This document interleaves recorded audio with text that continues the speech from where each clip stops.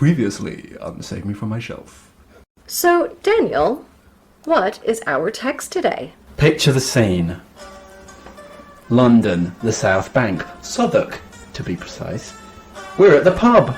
We're doing Geoffrey Chaucer's Canterbury Tales. Can't remember what year it was, 1405. This is an unusual one. This is a first for us, where we're giving a blanket sexual content warning. Quote, dark was the night as pitch, or as the coal, and at the window out she put her hole. So, he's kissed a hairy ass. English literature, ladies and gentlemen, one of your greatest classics.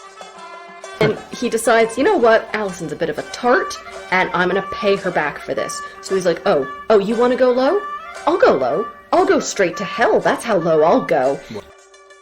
Meanwhile, we're in the other bed, the one with the daughter and Alan. He is going until dawn. Till dawn? Did he eat that Super Mario star he kept around for energy?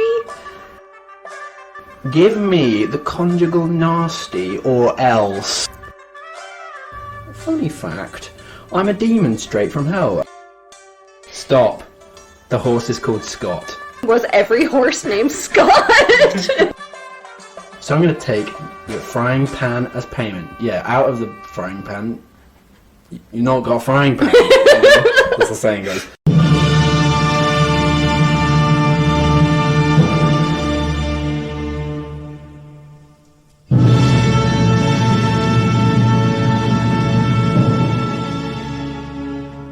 Welcome to Save Me From My Shelf, a literature podcast where we take classic tomes off their pedestal to make you less anxious about reading them. Our jokes come from a place of love and for a specific teaching purpose.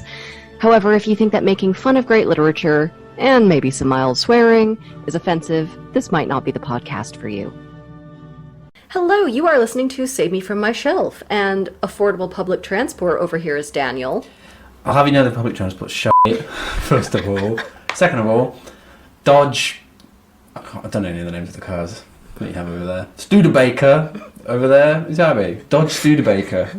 Or it could be the Chattanooga Choo Choo over there, is Abby. So this is just a note that here at Aston University, we have started up a new MA English program. It's particularly well suited for teachers of English, so if you are a teacher in the Greater Midlands area, please check out our master's program at Aston, and maybe Daniel and I will teach you. What a horrifying thought. We've had a few more letters. We've got one from AM, so thanks a lot for that. Just a general, 2 thumbs up for the Otranto episode, so I won't, go into too much detail, but thank you for your support, AM. We're very grateful. And we had another one, we had a recommendation, didn't we? Yeah, we had an anonymous write-in who just said, you should do Les Miserables. That was it, wasn't it? Yep. It was a lot shorter than Les Miserables, the email. Most things are. Yeah. Maybe we will one day. And what is our text today, you all might be asking? Well, today we are doing part 2 of the Canterbury Tales. So please go back and listen to the first episode if you haven't already. We're only doing a few of the Canterbury Tales in full, but we will cover all of them, at least in brief, so some of them will be just a sentence or two. In our first episode, we did all the background, the set the scene, and the first few tales. This episode will have all the rest of the tales, plus our casting, our Goodreads analysis, and advice. And I'm still here too, lurking just below the surface. We also have a bit of an unusual situation here. As you all know, Daniel and I do not have guests on this podcast. However, my best friend Justine, who's a medieval scholar, always gets really mad at me whenever we do a medieval text because I make these big assumptions about a period I know nothing about. So she is here on the Save Me From My Shelf Red Phone hotline, and she's going to call in whenever we make some sort of gross assumption.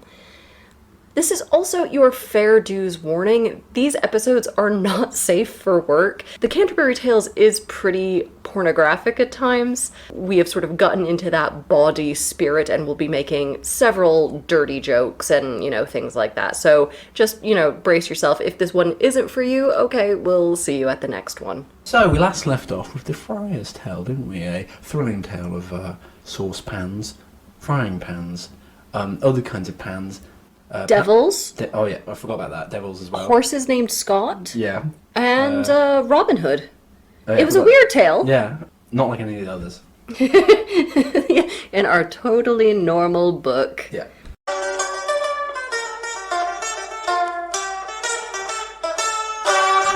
Okay. So, what are we on to now? We are on to the Summoner's Tale. What does he not like? The tale about the summoner. Summoners go to hell and are all evil. No, funnily enough, he didn't much care for that. So the real summoner who's listening to that story that was just told about how all summoners are bullshit, he gets up and he's like, hold my earrings, you Friar Tuck motherfucker, I'll show you a story. Friar Tucker. No, that doesn't work.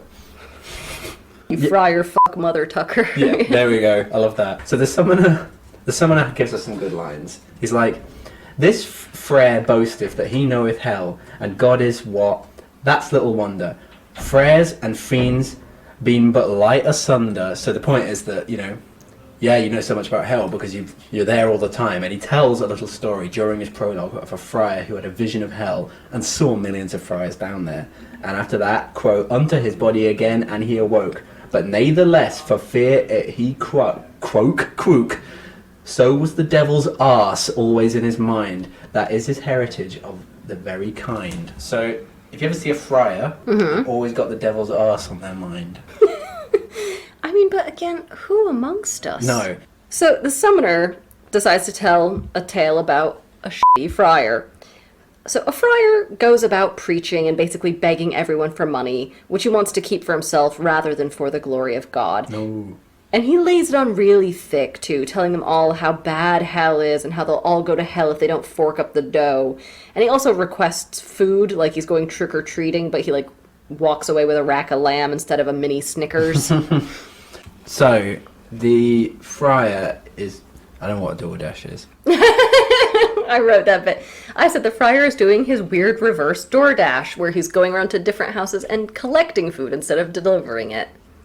DoorDash is like a Deliveroo sort of deal. Okay. And he comes upon a rich man named Thomas who's been taken ill. He kind of guilt trips the guy saying, I notice you haven't been in church lately. And he's like, well, yeah, it's because I've been dying in bed. I'm dying over here. Yeah, yeah. What the f*** do you want? Yeah, the New York bit, this one. Thomas... So if Thomas weren't so rich, if he threw a bit of money the friar's way, then perhaps his health and bad luck would improve. Thomas, your faith is brittle. You're ill because you've given us too little. He's like, excuse me, I have given loads to the church over the years, to a number of religious men. And the friar responds with, quote, what is a farthing worth if split in 12? An undivided thing is, if you delve into your wits, stronger than when it's scattered. Thomas, by me you shall never be flattered. So basically, well, yeah, you've given loads, I guess, to lots of men in tiny little bits. It might have added up a lot to you as the whole, but you should just give a big bunch to me. Give me a lot of money. Give me the money. Give me the money, is what he's saying. And Thomas, unsurprisingly, gets really irritated by this, so the friar then uses this opportunity to tell 3 separate stories about men from history who were punished for their sin of wrath. And these frame narratives are just taking the piss. I'm not covering them. Stories within stories. One of them's about Cyrus, first king of the Persians. That's all well and good, but we gotta keep things moving. Let's keep it snappy. But I like that they always King Solomon and Caesar both did this. And I'm like, what? That's so weird, that kind of, the way they don't really divide biblical and ancient, or classical history. Hail Caesar!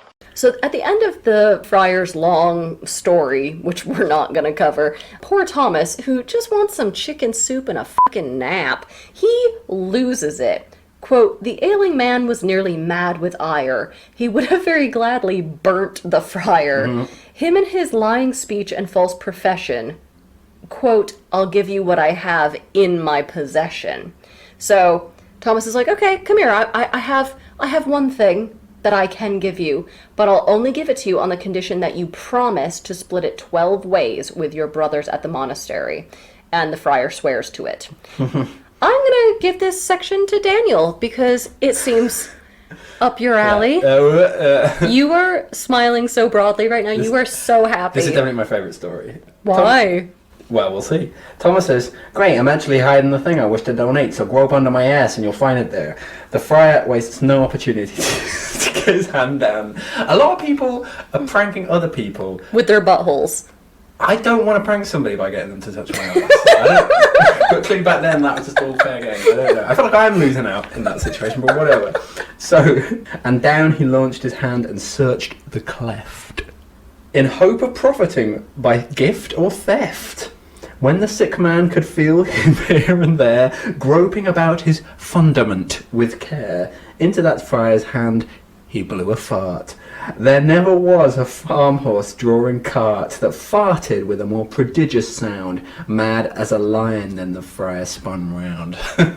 That's great, isn't it? Come on, get a sound effect in there. I will not. Sorry, that would cheapen it. I will not. Let's have it in the Middle English as well. Come on, let's have all the versions. And doon his hand he launcheth to the clift, in hope for there to find a yift. And when this sick man felt this frere about his tool, that's fundament in the Old English, anus, grope there and here, amid his hand he leet frere a fart. Fart has not changed. Listeners, that's interesting, isn't it? That's an important word for us. There nis no capel horse drawing in a cart that might have leet a fart of sich a soon. Are farm horses famous for farting loudly? Yeah, you're riding that horse, it's farting in your face all day. That's why you don't want to be a peasant. You're riding the horse and it's farting in your face? You're carting it. You know, you're out there on the cart. Farts. Jesus Christ! I'm a bit jealous that you're going to get the next bit, which I think is even better. But go on. You can I have love this this if bit. you. No, you have it, but I love this bit. Okay, well you can take any line you want.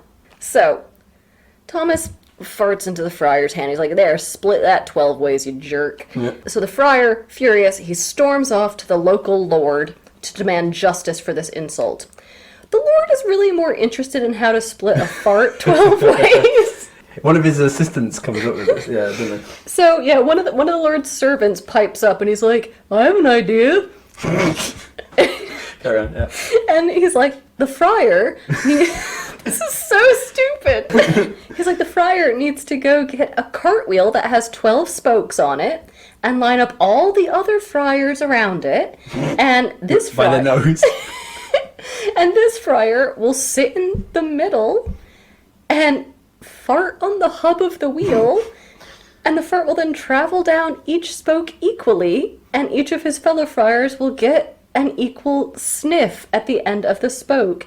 This is an accountancy course designed by a German fetish pornographer. Hey, what's the line we get? As well as Euclid did or Ptolemy. This is the high amount of stuff. This is no German fetishist. Hail Caesar! I personally would like to be one of those friars going, Friar Jeff can have my share. I'm good, No, thanks. we want it. We love it, don't we, folks? And the Lord is so impressed by his servant's suggestion that he gifts him a new outfit. And that's the end of the story. Everyone in this story is a fucking clown. I love a good tangential ending like that, though, where the main parts, the friar and Thomas, Never go, resolved. and it's just about you get an outfit. That's a great way of ending a story. Also, this seems like the quintessence of medieval culture to me. Weird, like, legal wranglings to like a metaphysical degree, farting, lords, corrupt priests. You know, that's it. This is it in a nutshell for me. I don't know. So now we're on to the clerk's prologue. So the host, Harry Bailey, the innkeeper, we're back in the frame story, turns to the clerk, the Oxford scholar, and is like, you're such a fancy pants Oxbridge type. You've been sitting quiet this whole time. How you been doing that then? Because they do love piping up, don't they, the Oxbridge types, listeners. And they're like, come on, tell us something wild, none of your highfalutin stuff. Speaketh so plain at this time, we yow pray that we may understand what ye say. So, don't be going into all your bloody literary theory or whatever it is you're up to. Don't like that, do we, listeners? So the clerk goes, okay, picture the scene. What? Is he a piss take at me? Is that what you're doing there? I would never, Daniel. I mean... Just because I am a clerk in this sense, but also did a PhD in clerks. I mean, I did start doing that as a joke, but you reacted to it so strongly. I'm going to keep doing it like I'm on a mission straight from That's fine. God. I don't mind. You can do, yeah. So... I should have done you for the wife of Bath. You should have. So the clerk goes, okay, picture the scene. A young, rich, hot Italian marquis named Walter. So Walter is beloved by all his people. but he's a little too much of a good time guy. He's kind of not really a great long-term planner, and he has no intention of getting married and producing an heir. So some of his people are eventually like, listen, you really need to get on that, even though you think a chick is really gonna like cramp your style. And eventually Walter agrees, but on the condition that whomsoever he chooses will be treated by all as a princess. And as he's somebody who could feasibly, like very easily marry a princess, everyone's like, yeah, of course, great, whatever, just marry somebody. Gawain, there's so much like this that's like Gawain as well, like that kind of like, I'll do it, but on this condition, like all these kind of funny legal wranglings. I don't know what that's about. Was medieval society highly legalistic? It seems like that. Yeah, everyone's wheeling and dealing. Yeah. Everyone's, you're not going to like this, but it was kind of the Trump era it was like, of the world. It's the art of the deal. I'll do it on these conditions. Okay, Gawain. Okay, Walter. It's deals, it's gropes. It's people who look funny. It's Trump. So, the Marquis naturally chooses the daughter of the poorest wretch in his lands, a beautiful young girl named Griselda. Oh, Griselda. Oh, what a heartthrob. She's apparently very young. I was worried that we were going to get 2 pedo narratives in this series, but here's a third. And the clerk sort of pervs on, her for being very young for a bit, so that's nice. She's a hot local rustic about to get a serious glow up. Don't know what that means. Abby wrote that. What does that mean? It means a makeover. Oh, okay. Our local lord, very high up, decides to marry the bottom rung of society, and there is zero courtship, except to say that Walter probably saw her when he was out hunting or something. He thought she was like plump of fetlock, whatever, yeah. Who cares? We get none of this scene. We don't know why he chose her. He doesn't even tell her they're getting married. She just kind of goes with the rest of the town as a spectator when they hear the local marquis is having a wedding. She's like, oh, who's he going to marry? Poof, bitch, it's you. What would he have done if she had been like, I have a headache today, or like I got stuff to do. I got like berries to pick and didn't turn up. I would be so angry if I had a wedding sprung on me when I hadn't even had a chance to like change my dress first. Go to the toilet. Shave my legs, you want to look good, you want to brush your teeth, you want to like make it. Shave my ass, yes. That's what the Marquis likes. But I guess the Marquis thought of all of that because he makes sure Griselda is thoroughly yassified on the spot in some jewels and some gold, and she's like, okay. And everyone in the church is shook, and some of them are very offended in a sort of like, how dare she to be broke sort of way. But they get married, and he makes Griselda promise to obey his every whim without complaint. Nice. This bitch isn't even allowed to frown for the rest of her livelong days. That's how serious this promise is, right? Like, that's going to be the basis of the story. So, years pass, everybody loves Griselda. Eventually, she has a daughter, and the Marquis decides to use this sort of incredibly vulnerable postnatal moment to test his wife's constancy, even though he's had years to do this by now. So he comes in and basically yanks the baby from her teat and goes, I'm going to throw this baby in the bin. We're going to kill this kid. And she's like, my child and I are your possession, and at your pleasure on my heart's profession. We are all yours, and you may spare or kill what is your own. Do therefore as you will. So Griselda... She's ice cold! She's a cold and no one says that. Damn, girl. So all she asks for is for the baby to be buried properly. Yeah, buryeth this little body in some place that besees no brides it Taurus. So that means that beasts can't tear it to pieces. That's nice, isn't it? It's good. Nice image. So, of course, the Marquis doesn't kill his own... I don't know why, of course, but the Marquis doesn't kill his own baby. He gives it to somebody else to raise in a secret place. Years pass, and eventually Griselda has another kid, a boy. The Marquis is like, oh, that's great. So he lets her keep the kid for 2 years. But then he comes in and says, people still think you're trash, they're not impressed by your low breeding, and they're cross that I've wasted my perfectly good aristocratic sperm on you, so we will have to get rid of this kid too. And Griselda's like, well, part of the deal. I'm contractually obliged to say that this is a great plan. Do what you like. I love you more than the kids. Yeah, you get people staying together for the kids, don't they? But this is more like I'm doing it for you. I'm killing together. The kids for you. Yeah. So years and years go by, and she apparently lives very happily with her children's murderer. And he's like, wow, I love this gal. This chick is amazing.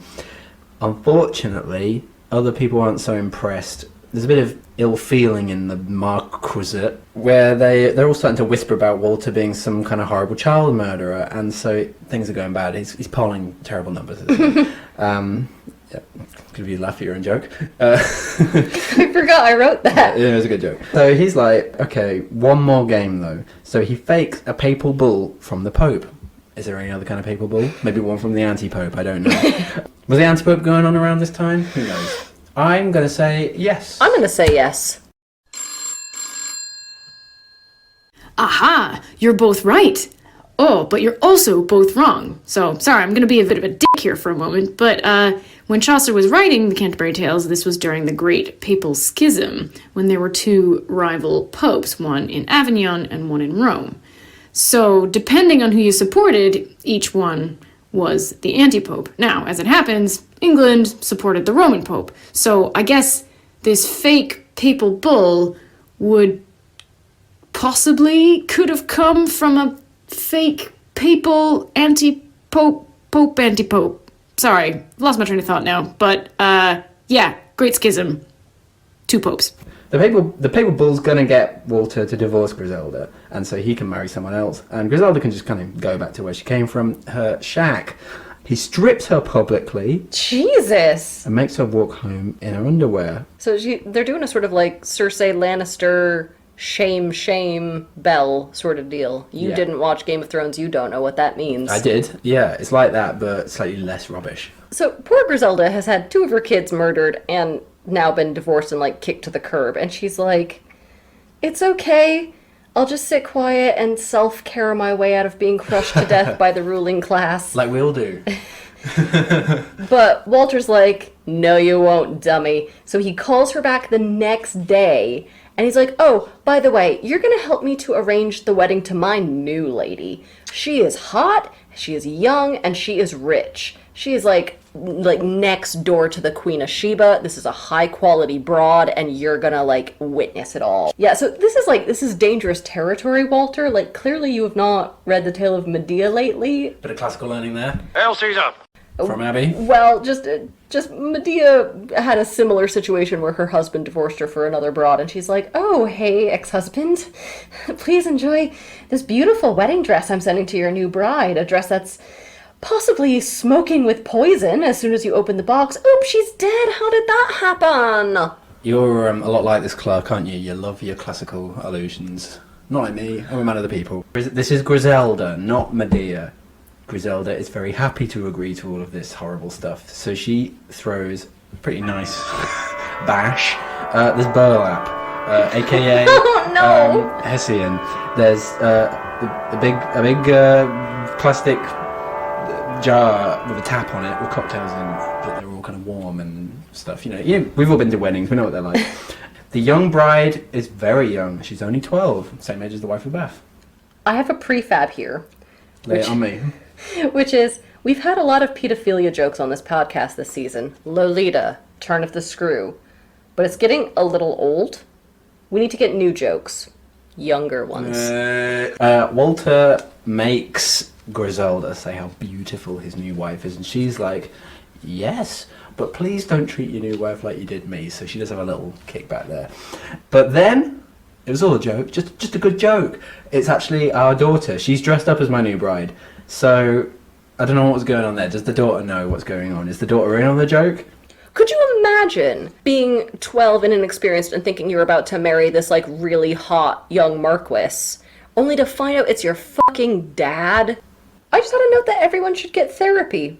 Maybe not family therapy, because I think they should all spend a lot of time apart. Yeah. You go to Lombardy. You go to Neustria. You go to Pomerania. I'm trying to think of some medieval countries here. When did Dacia stop being a place? Yeah, Dacia's, I think that's long gone.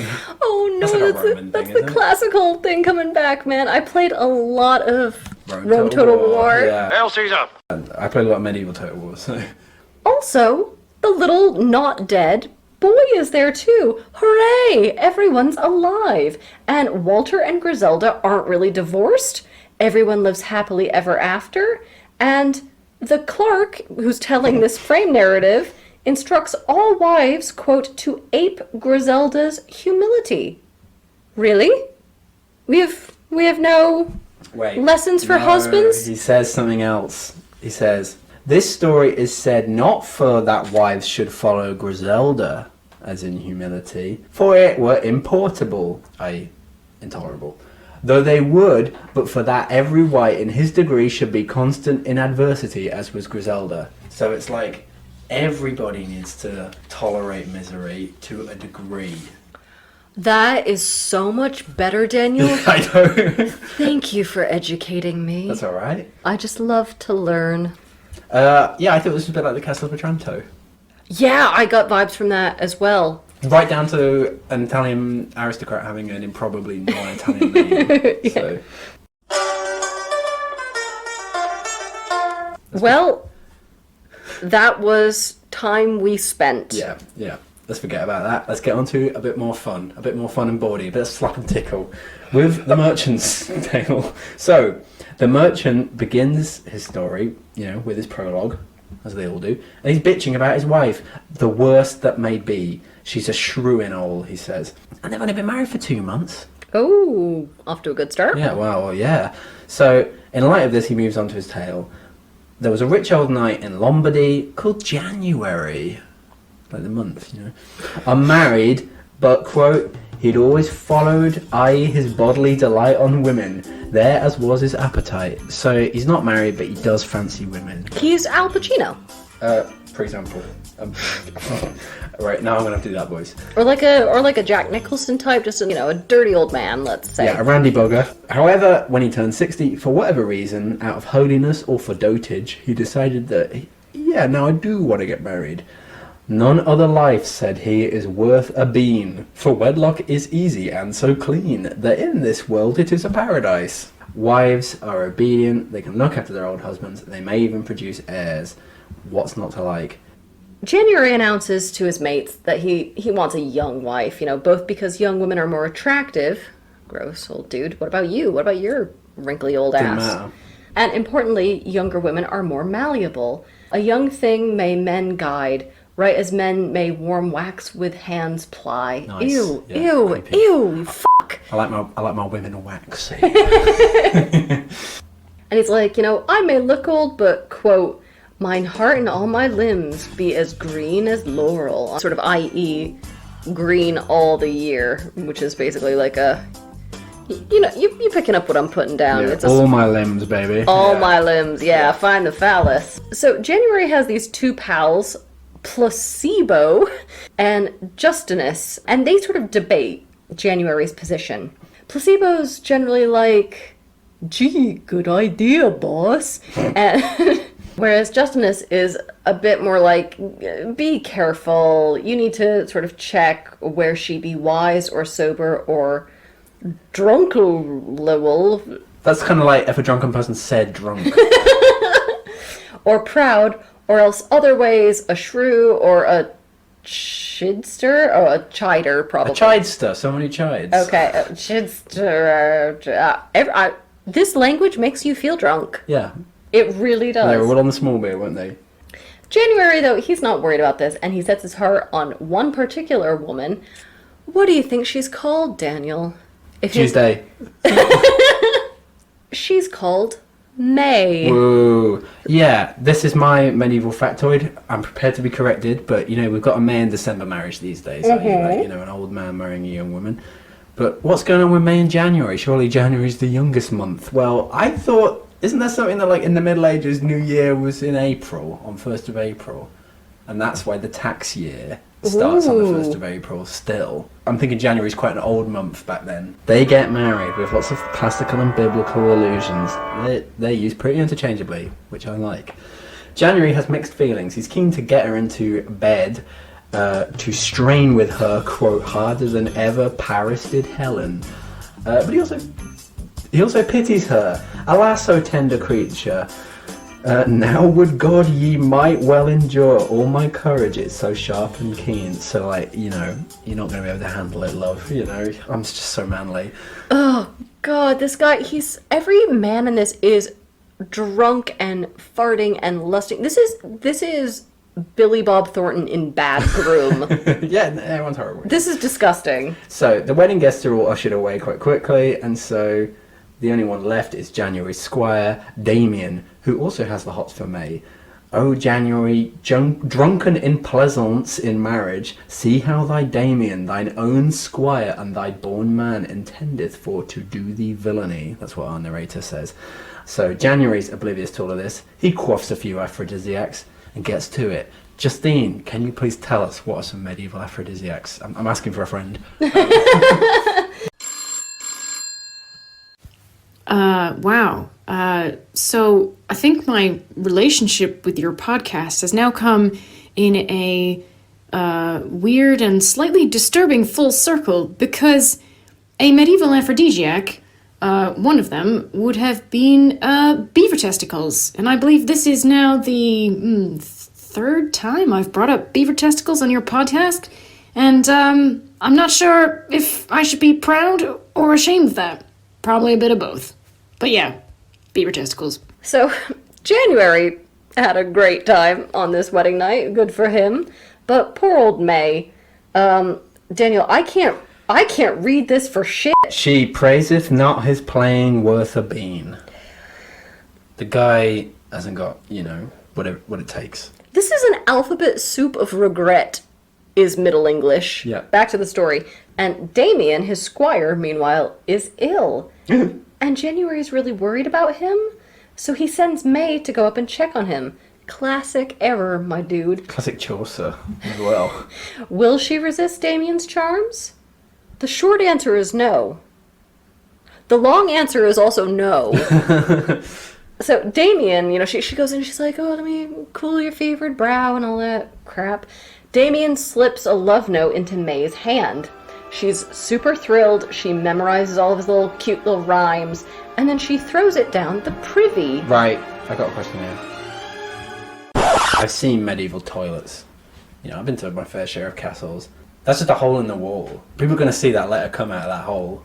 That's not a very private place, is it? Because the ones I've seen, they're like right at the top of the castle. You can see all the medieval sprayed shit down the side of the walls.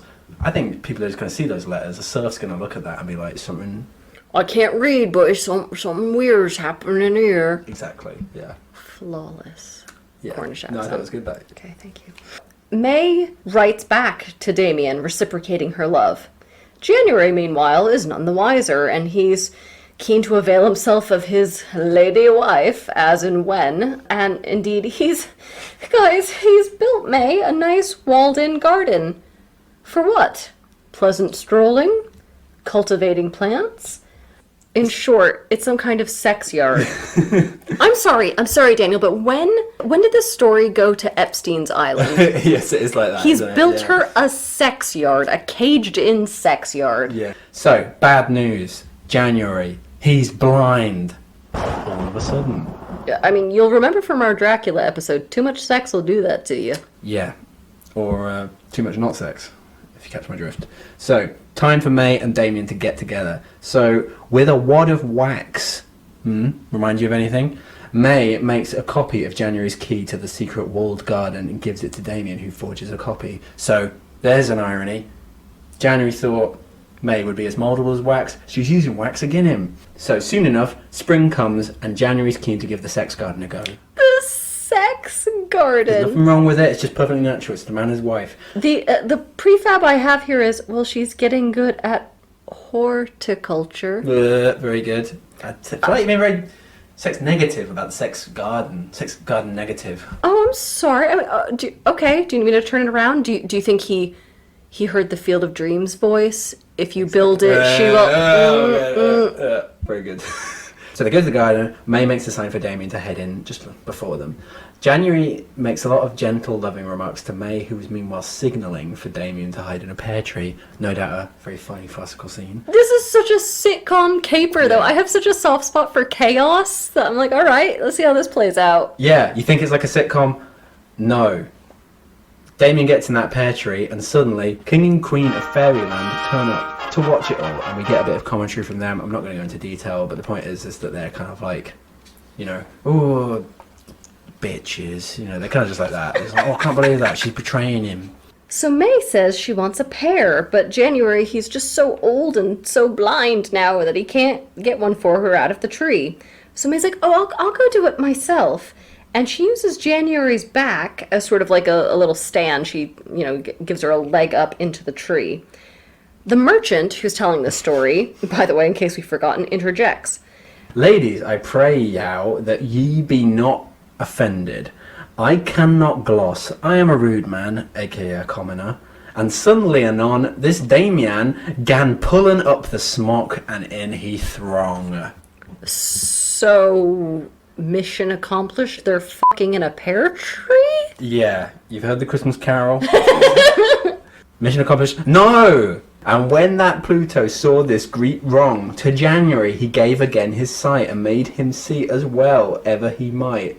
So the Lord of the Underworld, the Roman Lord of the Underworld, has turned up randomly. AKA King of the Fairies. Hail Caesar!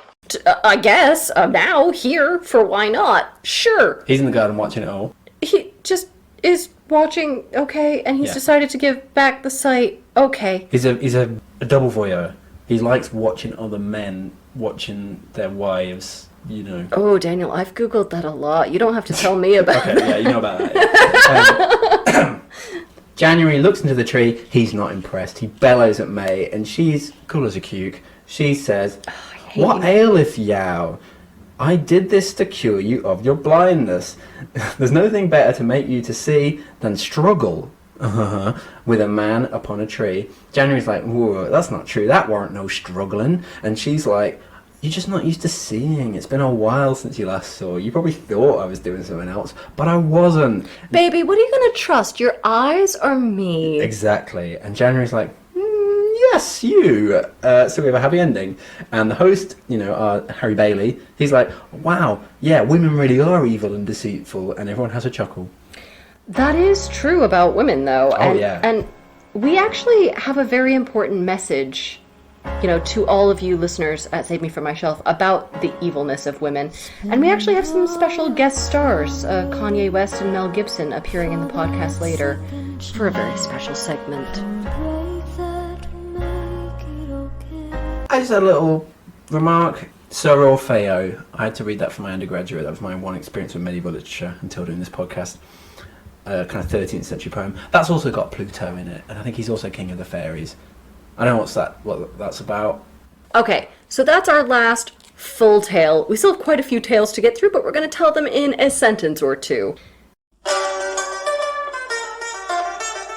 We now move on to The Squire's Tale, and this is an incomplete epic romance about Genghis Khan. Heartthrob. And it's probably stolen by Chaucer from the 1001 Nights, and there's a lot of gift giving in this, and there's also a bit about a bird who gets cheated on by an asshole hawk. Next, the Franklin's Tale. So, we've got this kind of horrible jerk, I can't say that, we've got this horrible guy who courts an uninterested married woman, and she's like, you can only have sex with me if you make all the rocks on the coast of Brittany disappear. So he gets a sorcerer to do just that. Drama ensues. This is like the Sorcerer's Apprentice for incels. Yeah. Now we're on to The Physician's Tale, and that's about an evil Roman judge who Hail Caesar! tries to blackmail a man through the legal system into letting the judge marry this guy's hot adolescent daughter. The dad decides, instead of being blackmailed, to behead his daughter, and he does, and then everything kind of works out okay at the end, I guess, except for the daughter. Yeah, good one. So now we're on to the partner. This is quite a famous one, isn't it? So we should have done this one, really. I don't know why we didn't. Laziness. So, the partner tells about 3 drunken men in a tavern who decide they want to cheat death by killing death.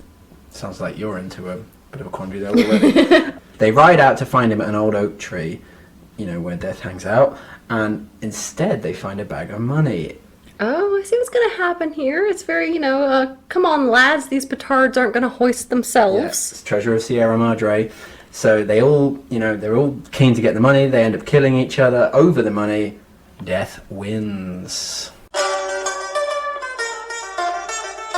Now we're onto the shipman's tale. A merchant's wife gets into a lot of debt over some clothes, but she's able to pay it off by having sex with people, including her own husband, who she also owes money to. Everyone's happy. Sounds like a nice one. The Prioress's Tale. Now, here's one that we're all going to enjoy. It's incredibly anti-Semitic. It's a kind of sort of blood libel thing. Yeah, we're not even going to get into it, because it's bullshit. There weren't even any Jews in England at that time, because they'd all been kicked out, hadn't they? So because of, anti-Semitism. was it John? Was it John who kicked them out? Let's get Justine to tell us. Okay. Oliver Cromwell brought them back. So let's remember that republics are good and monarchs are bad. I think a lot of Irish people are about to write in angrily. They like republics, don't they, the Irish? Okay, take your vitriol out on Daniel, not on me, friend. It was Edward I in 1290, so he was a dick to the Scots, and he was also a dick to the Jews.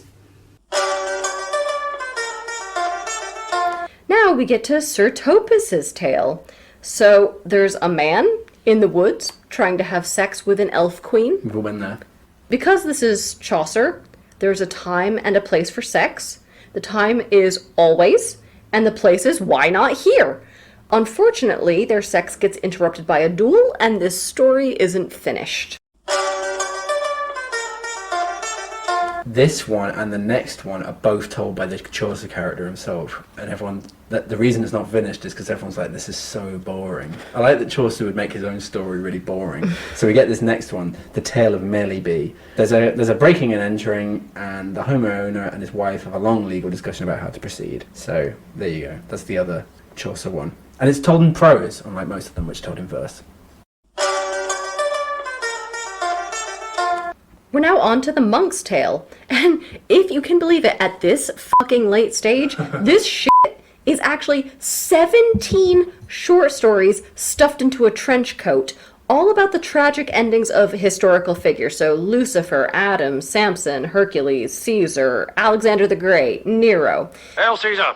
And the monk who's telling all these stories says he actually has 100 stories to tell, but everyone begs him to shut up. He is bumming everybody out.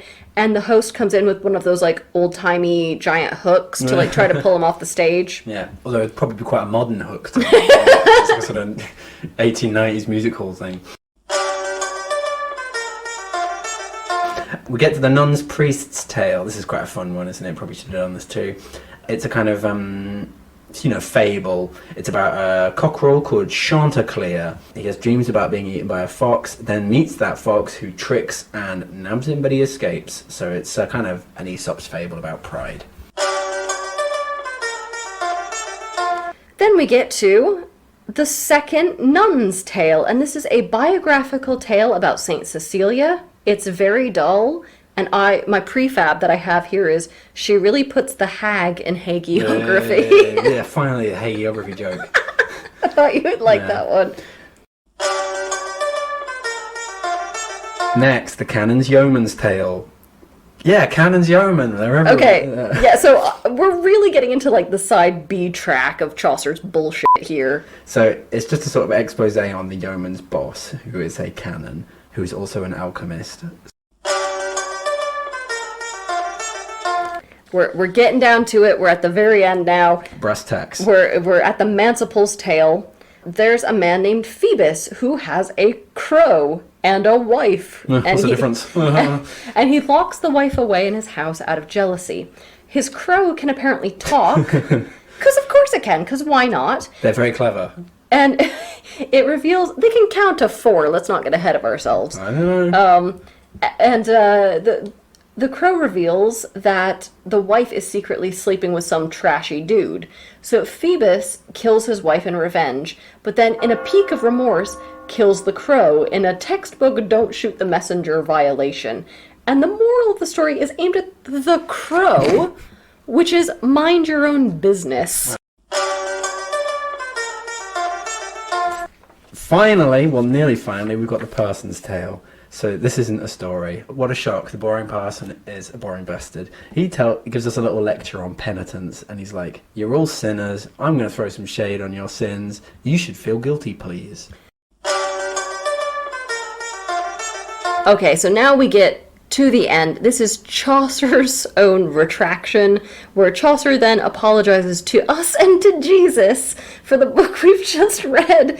He says, I beseech yow meekly for the mercy of God, that ye pray for me, that Christ have mercy on me, and forgive my guilts, and namely of my translations and editings of worldly vanities, for which I revoke in my retractions. So, fun stuff. That's the end. Yeah. Why? So he's guilty about the whole thing. Yeah, maybe you shouldn't have written it.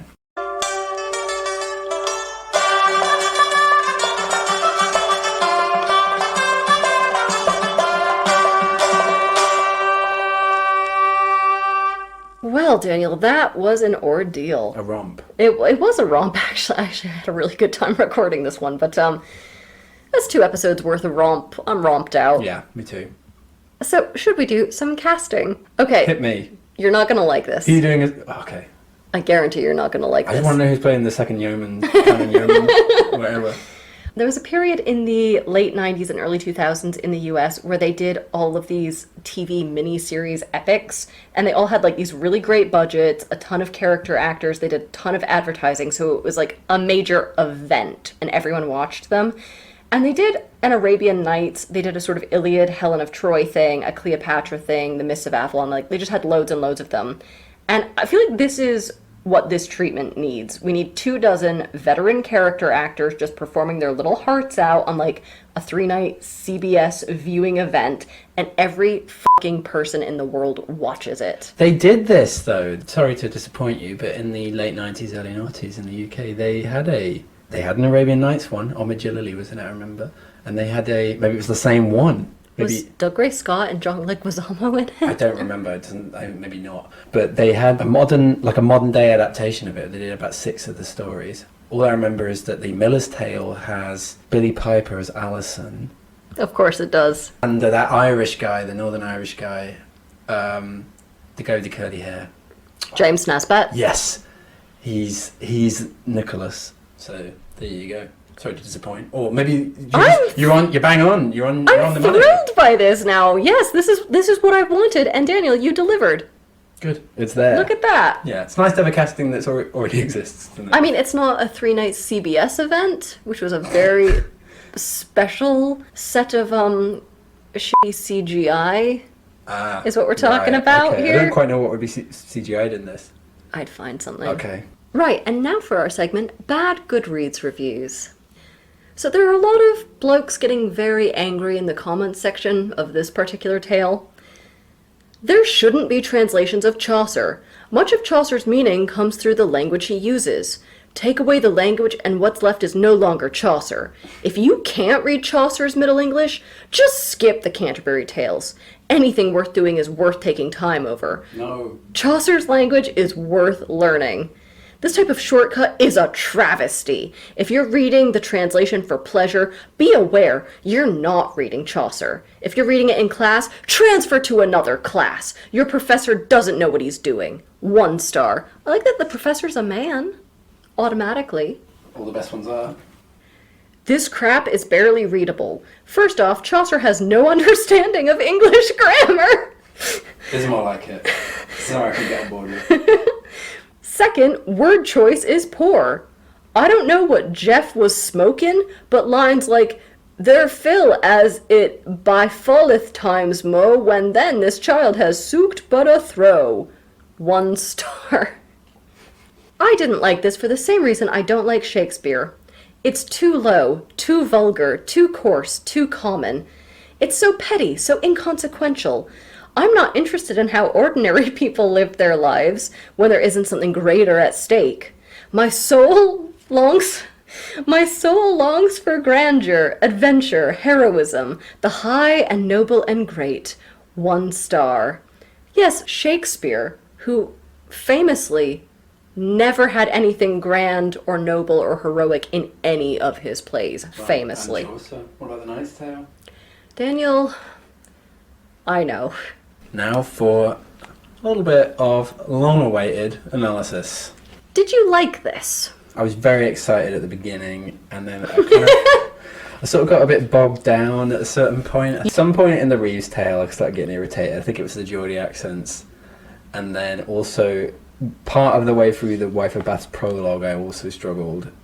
And then after that, I kind of grew cynical and jaded. But I think overall, I did like it. But also, whenever I do these summaries, I end up liking the book. So I don't know. What about you? Yeah, I did. I mean, as soon as I gave up any pretense of being able to read it in the Middle English, but it kind of, I liked it, actually. It did feel a little bit like 24 sitcom gags in search of a pilot. Yeah, I know what you mean. Also, a lot of them are surprisingly similar stories, aren't they? Yeah. What's going on with all the intervention by the gods? I was weirded by I wrote that too, yeah. Thought you're supposed to be Christian. What's Pluto doing there? I mean, was there sort of like classical rediscovery in this period? This is sort of like leading into the Renaissance. But I thought this was a little early for that, but I could be wrong. We are late medieval here, aren't we? Yeah. But they had like a lot of Latin at learning, because it's never, although they talk about Greece, like Athens and stuff, it's never the Greek gods' names. It's always like Pluto and Saturn and stuff, isn't it? Yeah. Uranus is never in it. For a lot of anuses in this, Yeah, Uranus that's what I'm doesn't saying. show. Yeah, Okay, gotcha. right. I think classical learning was very strong amongst certain people at this time. A good classical knowledge, but it feels sometimes like a proper pantheon is being invoked here in the midst of like a friar's tale or whatever. Yeah, you're right. That's when you're en route to a pilgrimage, when you're all ostensibly there for a holy purpose. And some people who, as you say, are there whose jobs are religious jobs, that they're all talking about pagan gods. Maybe it's just like a narrative device, like, because as I said, like in Sir Orfeo, they have it as well. So maybe it's just like, maybe this has something to do with Chaucer apologizing as well, that it's kind of like, within the realm of a story, we can have fun and talk about gods intervening and stuff, but we all know that Christ and God are the real gods. Maybe it's kind of like that. Maybe. And they're all like saying like, there's some like, some peasants like, oh, Cato said this, but Theophrastus said that. So And you're just like, come on, mate. what is Chaucer doing there? Like, is he trying to show off, or did everybody really have these classical allusions on the tip of their tongue? Yeah. Whoa, whoa, whoa. I'm calling in to complain about the use of offensive language on this podcast because you've just said the word Renaissance, which is as bad as it gets. Let's see. How do I keep this short? Right, the Renaissance is a lie, and there was lots of knowledge about classical authors, both Greek and Roman, during the Middle Ages. Church scholars loved Aristotle, loved Greek philosophy, Roman rhetoric, that kind of stuff. Despite them being pagans, maybe a bit of unease about them being pagans, but overall, throughout the Middle Ages, classical references, classical knowledge, totally normal. Yeah. And so please, don't ever use that kind of language again. Okay, you wanted to talk a little, unsurprisingly, you wanted to talk about class. We've already said it's a bit like 1001 Nights. It's a bit like the Decameron, so like these kind of compilation narratives. But it's more about, the difference is that it's about kind of giving voice to whole swathes of society, because the other ones are a bit more like, it's just Scheherazade and the king, or the Decameron's about all these like, posh teenagers. This is like, we've got all the aristocrats, the priests, the yeomen, the tradesmen, all the different lackeys. We've got men and women, so it's got a more like sort of social vision, which I thought was interesting, but I didn't know quite how he does it, because it's quite nasty, isn't it? It's not like a utopian work, is it? They're all kind of in conflict with each other. They're all like abusing each other and fleecing each other. It's a vision of a society that's governed by conflict. Well, but I just think about our sort of modern vision of the Middle Ages, the sort of nostalgia vision that is trotted out, The forelock tugging world. Where this is obviously really troubling on a lot of levels. It's everyone knew their place, everyone was happy, there were only white people, there were, and it's just this sort of, this vision of like this very docile, merry old England. And I'm like, and yet look here. How corrupt and how angry it is. Yeah, it's a really like, and everyone's grafting and Do you reckon that that's in part maybe what's happening with some of the allusions back to ancient Greece and Rome though? Is there a nostalgia thing happening there? Well, yeah, exactly. Like, I suppose that we're talking about our vision of the Middle Ages that's kind of half-informed, and I suppose they have a half-informed vision of the classical world. Do you think it's a misogynistic work? It's ambiguous, because on the one hand you have the Wife of Bath's tale, which sort of rewards a rapist, but it rewards a rapist for submitting to the will of women and actually trying to learn something about women and not being shallow. So it still doesn't give any recompense to the poor woman who is actually harmed. You know what I mean? No, so it sits uneasily with me, but I'm hesitatingly maybe willing to say at least women are given slightly more agency, even if all the agency is just to get their end away with hotter guys. Yeah, well, exactly, yeah. It's quite misanthropic, really. Yeah. Maybe we could just conclude with that, but I thought I should also mention that Chaucer was himself involved in a rape trial. Maybe we should... There's been a recent update about that. Yeah, people are talking about it at the moment, Yeah, right? yeah. But it was a woman apparently called Cecilia Champagne, but the problem was that back then rape had a very broad meaning, which included kidnapping, and also back then the injured party in a rape trial was like the man that sort of like, you know, like her dad or her husband. So it's kind of like, did Chaucer help this woman escape a kind of horrible man, her dad or husband, or did he, you know, like kidnap her, or did he actually like rape her in the way that we understand? We don't know. But I think that's worth bearing in mind. What was the new data that you knew? From what I understand, I haven't actually seen this myself, but I saw everyone on medievalist Twitter sort of going, oh my god, there's about to be some updates, there's like a conference and somebody has just discovered something. And then I think the fallout is like, we understand maybe a little bit more, there's more nuance, but it's still ambiguous. Yeah. Anyway, so should we talk a bit about like the form? Sure. So that's interesting because it parallels the class stuff, doesn't it? That we've got all these kind of stories that reflect their speaker and have stories within stories, and there's all like different genres reflecting different social classes and stuff. I quite like that. I don't know about you. Maybe I'm being unfair here. I don't know how many genres or how much genre nuance there was in sort of long form fiction. Doesn't look like much. Well, I just don't know, but I would have liked more, or rather, I would have liked because we actually do have a fair range of genre in this, but some of it is so god-awfully dull, but like, the stuff that actually you want to talk about, you want to have a laugh about, it's much of the same. It's bawdy humor and farts and rapes and sex stuff. The usual hilarious things. Yeah. So, if only we swapped every rape for a fart, we live in a happy world. Just a little, my 2 cents. What an idiot, sorry. So, but the clerk I thought was interesting because he modulates his style for the rest of the audience. So there is that kind of, there's a kind of psychology there informed or like reflected in genre. Where they say, we don't want your highfalutin stuff, tell us something fun. And he's like, okay, recalibrating, and he does. Yeah, but we can kind of almost see it in the style. Yeah. It's still like in stanzas and things. I felt like there was something on there. I don't know. Also about it being funny, I've got my obligatory Nietzsche quote. This is in the Genealogy of Morals. I heard that sniff.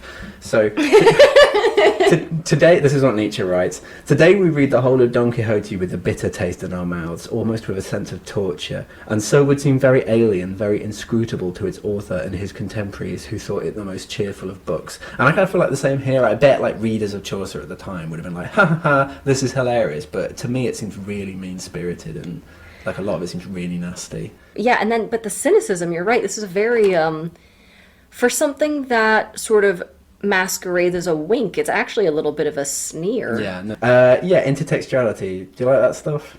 I was more confused by it because I wasn't sure if it was intertextual or just a coincidence. In books, typically, you only have one person named John. You only have one horse called Scott. Yes! So I kept blinking thinking I had missed something. Where I was like, wait, I've mixed these characters up.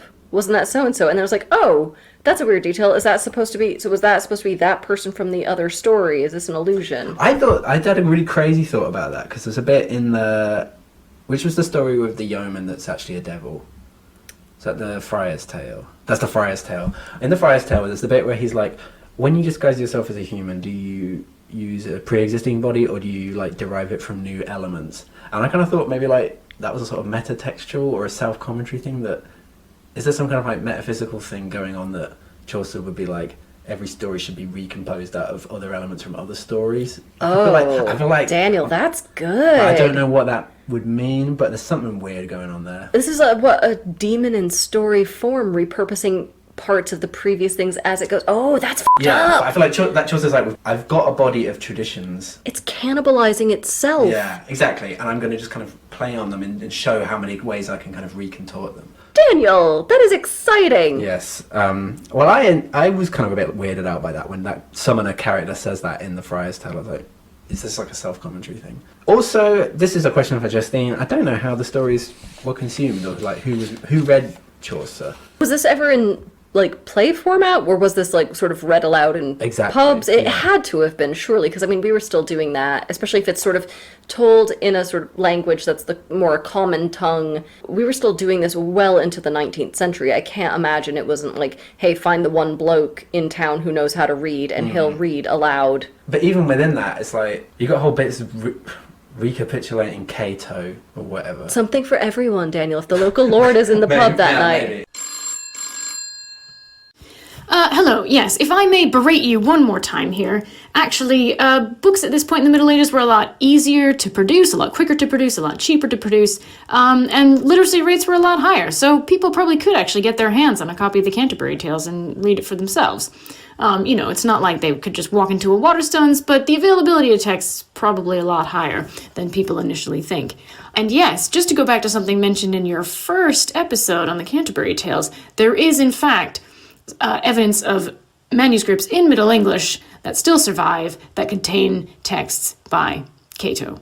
So yeah, Daniel, maybe a carpenter could have quoted Cato.